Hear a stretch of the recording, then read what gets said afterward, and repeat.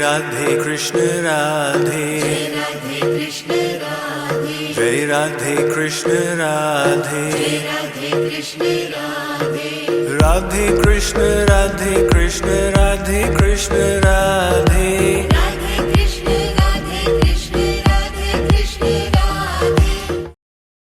The soul needs to start thinking that there is some mistake in this jigsaw puzzle, and we have to use Sri Krishna's knowledge to figure out where the mistake is. Let's move on. Narupamasyeha tathopalabhyate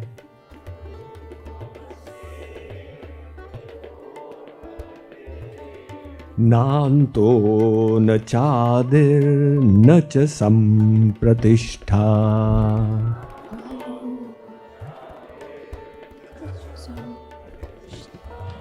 Ashvathamenam suvirudhamulam.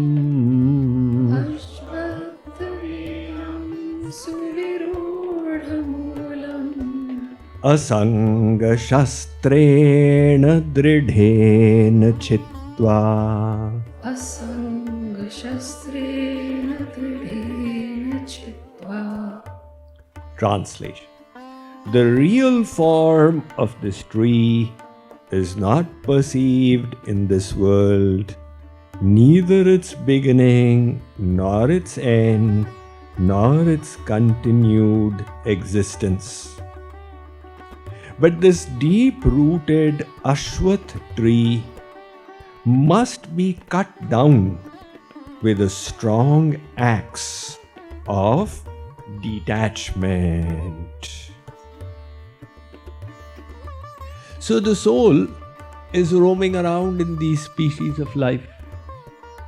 A few understand what's going on, and most have no idea. They only understand, I am Ram Prasad, the son of Hari Prasad, and I want happiness. But I am not getting happiness, and I am keeping on trying for happiness. So, Ram Krishna Paramahans gave the example that they would have the godowns. When now they have the godowns, when the grain is cut, it is stored in the godowns.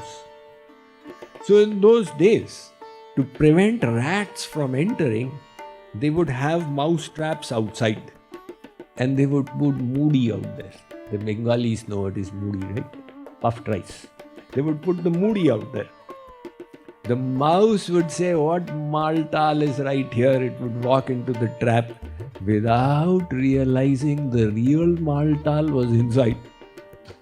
It was allured by the moody on the outside. Likewise, the soul has to now become slightly introspective. That endless lifetimes have gone by. It's the same story repeating itself. Shankaracharya says, Kate kanta kaste putra punarapi jananam punarapi maranam punarapi janani jathare shayanam iha sansare khalu dustare kripaya pare pahi murare bhaj govindam Bhaj Govindam, Govindam, Bhaj Mudhamate. He says, oh soul, what is it that you are doing? You are born, you live, then you die, and you hang upside down in another mother's womb. Then again you are born. Then again you live and die one day, and again you go to hang upside down in another mother's womb. Now either you can carry on doing like this, or else you have to decide how to put a pause to this. So the way to put a pause, Sri Krishna, is to use the axe of detachment. You know, there is a thing called the rhapsodin effect. What is the rhapsodian effect? When you come from the sun into a sparsely lit room, your eyes take time to figure out what is there in the room. Because the pupils had shrunk out there in the sun, there was excessive light, and here the light is less.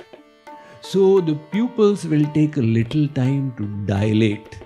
You just stand there and slowly things will become clear. Oh, I need to watch out for this furniture.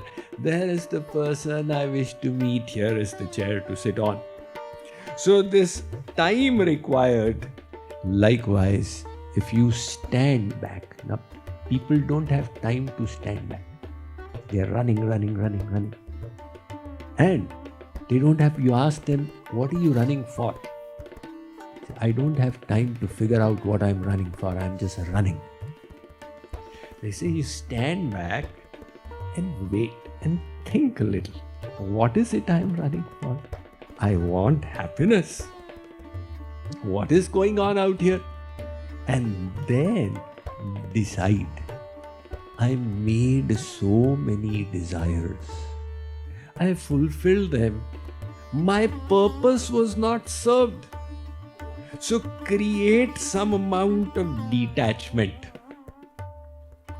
That acts of detachment will help you see things as they are. As the saying goes, love is blind. So if you stand back a little, you see, oh, this is the reality of it. So likewise, for this world, your infatuation for it is preventing you from seeing things as they are. Sri Krishna says, use the sword, the axe of detachment. Attachment is the cause of all your stress.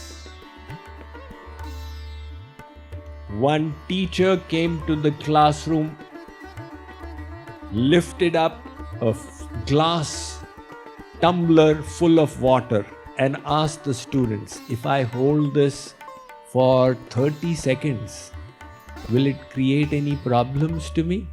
They said, no, sir. He said, if I hold it for half an hour? They said, sir, your arm, your shoulder may begin aching. He said, if I hold it for 4 hours, they said, in that case, there will definitely be a problem. Well, likewise, you are handling the world. Now, the situation to do your bit is fine, but you are latching on to it. What will happen? What will happen? What will happen? This is what is causing all your stress. That's why Sri Krishna said, Karmanye vadhikaraste ma phaleshu. Do your bit, but don't be attached. So the moment you can detach yourself, you are free. You know what is freedom? What is lack of freedom? How the monkeys are trapped. Earlier, until 1970,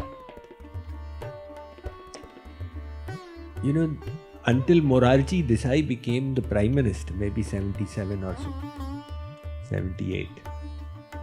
India used to be a major exporter of monkeys.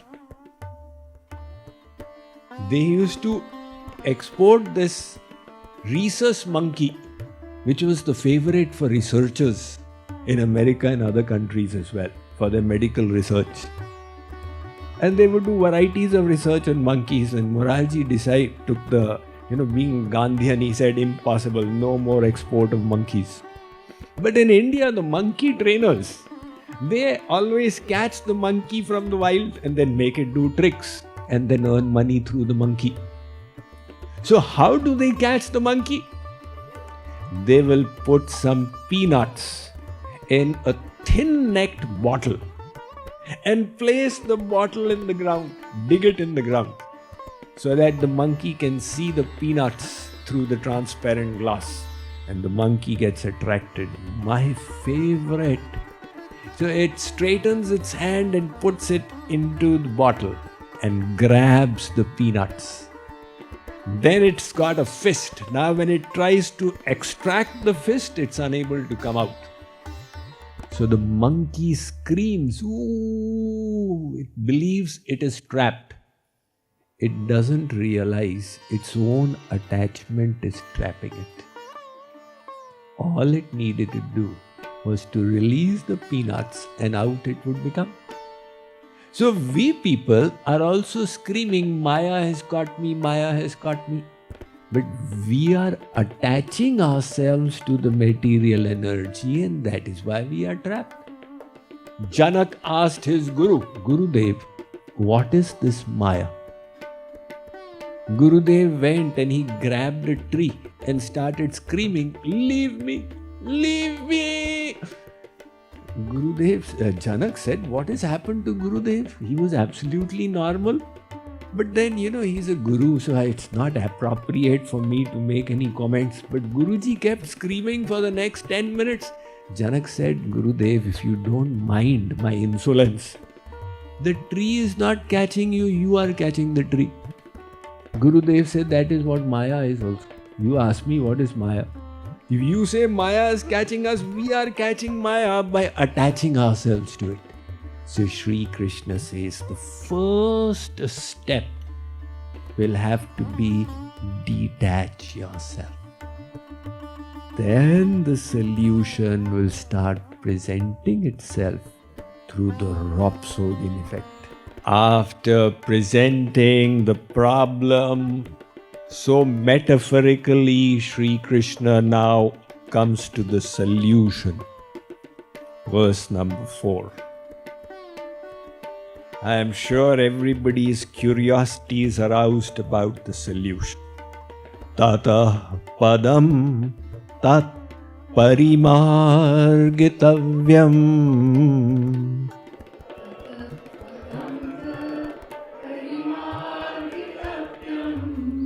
yasmin gata na nivartanti bhuyah.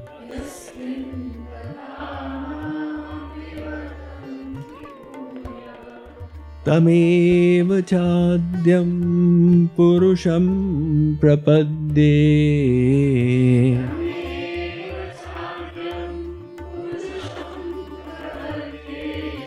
yata pravritte prasrita purani.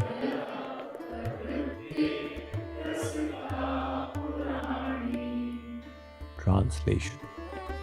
Then one must search out the base of the tree, which is the Supreme Lord, from whom streamed forth the activity of the universe a long time ago.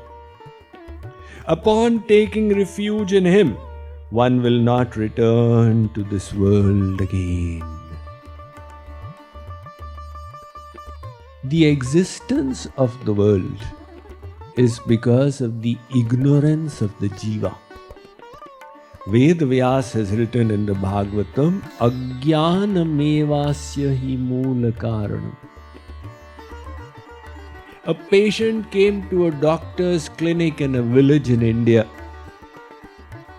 He had a griping stomach pain. The doctor was absent. The patient was suffering for a full 1 hour.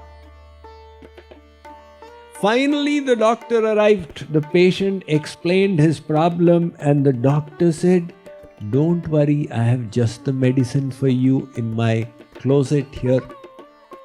He pulled out the medicine, administered it, the pain subsided.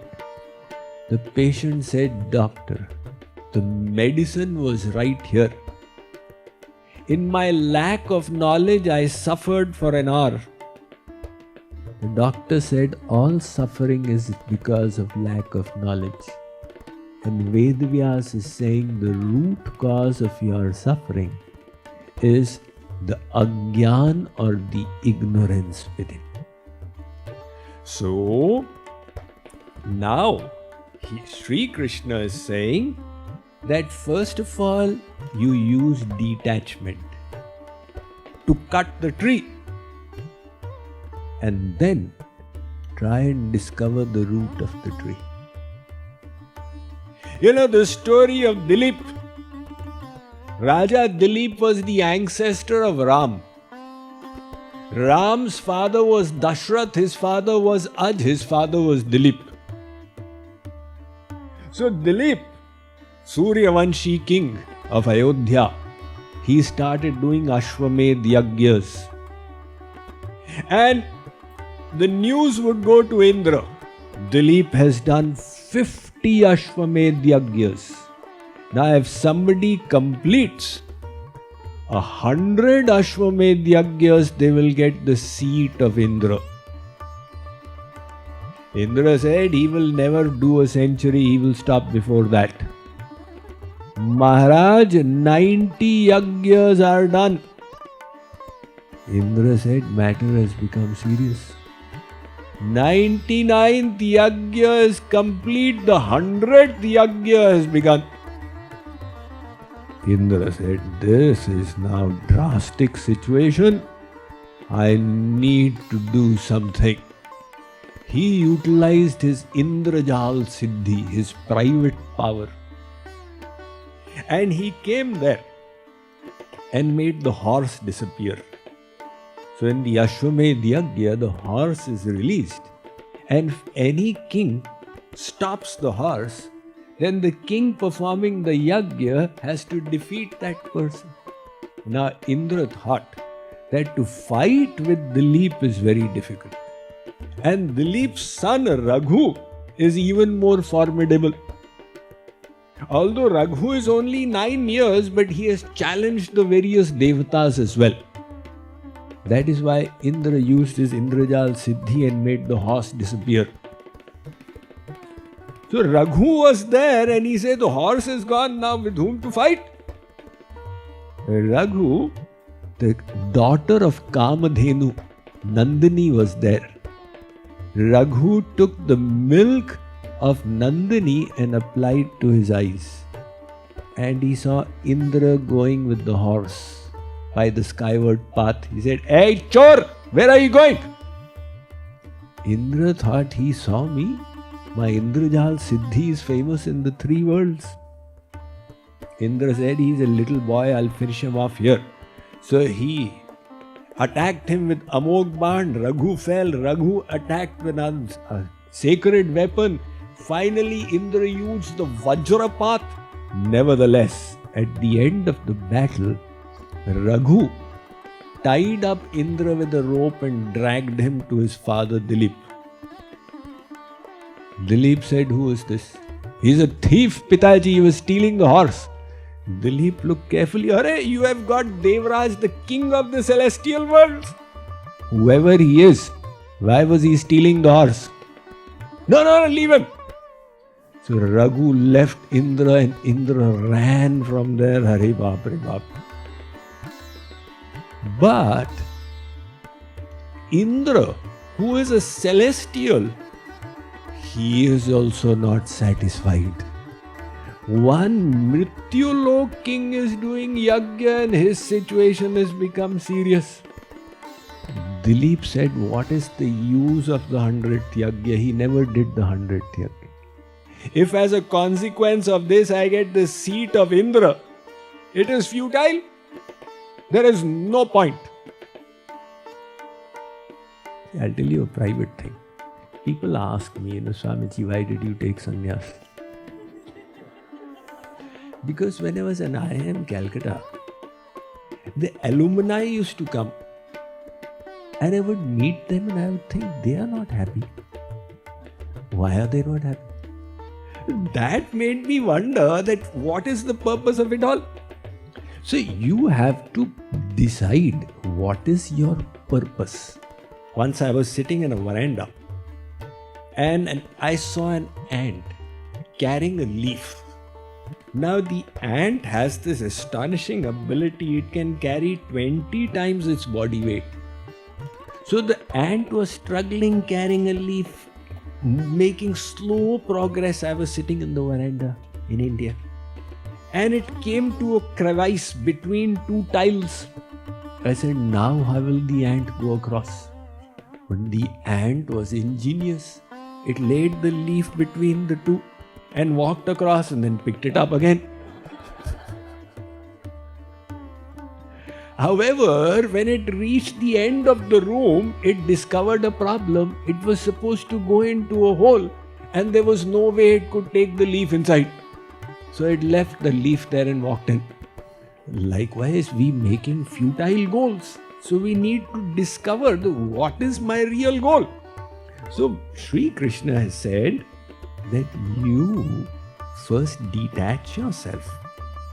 Use knowledge to discover the source of this tree, and that will bring you to God Himself. Now, when you decide that God is the creator, the question will arise that why did God create this world? Why did God create this world? This is a question that often children ask me. See, when you grow up, your curiosity is, it is whatever it is. But little children, they will ask, Swamiji, what was Sri Krishna's second name? Now, no grown-up will ever ask me this question. The curiosity is so much in the children. They will ask, why is the sky blue, etc. So they ask, why did God create the world? Now, the best answer I like is this. There was a billionaire who had a 15-year-old child. And one day, the child was scavenging in his father's office while the father was away. And the child discovered a 15-year-old newspaper with an article there, Billionaire Adopts Orphan Child. And the name of the billionaire was his father's name. He said, oh my God, I'm not my father's child. He waited for his father to return. And when the father came back, he said, Papa, is this article correct? The father was crestfallen. He said, Beta, it is correct. You adopted me? Yes, Beta. You're not my child. Papa, why did you adopt me? The father said, look, I am a billionaire. I have enough money and everything that money can buy. I did not have anybody with whom I could share this. I adopted you so that all that I have, I may give it to you one day when you are eligible for it. Like that billionaire is God who has got infinite knowledge, wealth, Shri, Yash, Aishwarya, everything. He creates us, His little parts, so that He can share His gifts with us. But He needs us to become eligible for it. And this world of Maya that He has created through which the soul goes, He has designed it perfectly, not to torture us, but to help us evolve our soul through all these challenges until finally we reach that state of perfection where He will give us everything He has and we'll be completely satiated. Well, Sri Krishna has said in this verse that you find the source that is God and then you surrender to God. Never mind. Then you surrender to God. There's a beautiful verse in the Bhagavatam and we'll conclude it with that. The verse says, Samashrita ye padpallava plavam mahat padam punya yasho marare bhavam buddhir vatsapadam parampadam padam padam yat vipadam natesham. He says that this world is like a huge ocean of Maya where you are tossed around. However, one who surrenders to God, this Mayic ocean shrinks to the size of a calf's hoof's print. The amount of water in the hoofprint of a calf, that becomes the size of this ocean when you surrender to Mayapati. So Sri Krishna now says, this is the solution. Look for God and surrender to Him. And the next verse, He will tell us how to start surrendering. We will see tomorrow.